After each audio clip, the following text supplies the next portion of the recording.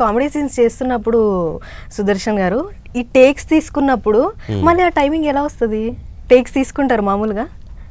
Takes ఏదో రకంగా అంటే జరుగుతుంది, కొన్ని టెక్నికల్ గా పోతాయి, కొన్ని మేము డైలాగులు ఎవరో ఒకరు తప్పు చెప్పేస్తాము కాంబినేషన్ లో ఉన్నప్పుడు.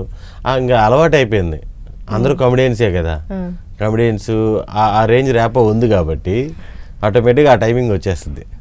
అంటే మళ్ళీ ఒకసారి పేర్ల జోకు మళ్ళీ సెకండ్ టైం కానీ థర్డ్ టైం కానీ అట్లా పేలదు. లేదు, అసలు యాక్చువల్గా చెప్పాలంటే అది రాసేటప్పుడే పేలుతుంది. అది స్క్రిప్ట్లో ఇప్పుడు వీళ్ళ స్క్రిప్ట్లు అన్ని ఆటోమేటిక్గా మనం చూసి విపరీతంగా నవ్వేసుకుంటాం. అది ఫస్ట్ అటెంప్ట్ ఆల్రెడీ అక్కడ అయిపోయింది. చేసేటప్పుడు దాన్ని మేము కొంచెం ఎక్స్టెండ్ చేసుకోవడమో లేకపోతే ఉన్నదాన్ని ఇంప్రూవైజ్ అని కాదు కానీ దాన్ని ఇంక రిపీట్గా చేసుకుంటాం కదా, ఆ టైమింగ్ అయితే ఆల్మోస్ట్ మిస్ అవ్వదు. సో అసలు మీ జర్నీ ఎట్లా స్టార్ట్ అయింది? మీరు ముందు నుండే ఈ కమేడియన్గా అవ్వాలి లేకపోతే ఈ ఇండస్ట్రీకి రావాలి అని అనుకున్నారా? లేదు, నేను అంటే చాలా వాటిలో చెప్పా, దీనికి సంబంధం లేకుండా వేరే వర్క్ మీద హైదరాబాద్ వచ్చి నా ఫ్రెండ్ ఒకడు డైరెక్షన్ కోర్స్ చేస్తున్నాడు, ఆదికేశవ్ డైరెక్టర్ శ్రీకాంత్ అని. వాడు చేసేటప్పుడు షార్ట్ ఫిల్మ్ తీద్దామని నన్ను పెట్టి షార్ట్ ఫిల్మ్ తీసాడు. దానివల్ల అటు పోవాల్సిన ఇటు వచ్చేసాను అనమాట.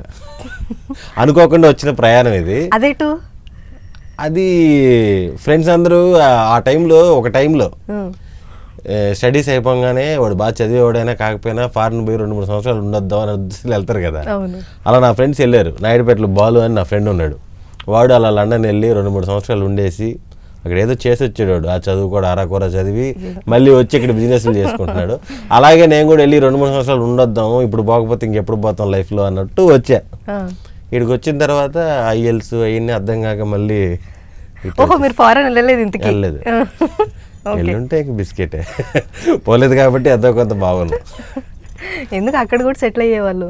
ముందు నాకేమైనా రావాలి కదా, వాళ్ళందరూ వెళ్ళారు కదా, వాళ్ళతో పాటు మనం కూడా వెళ్దాము అంటే ఇంజనీరింగ్ చేసిన తర్వాత అదో మ్యాండేటరీ ప్రాసెస్ అన్నట్టు. ఇప్పుడు నేను చెప్పాను కదా నా ఫ్రెండ్ బాలు అని, ఈడెళ్ళి రోజు స్టేటస్లు ఆ వాట్సాప్ స్టేటస్లు అవి పెట్టేవాడు అక్కడికి వెళ్ళి.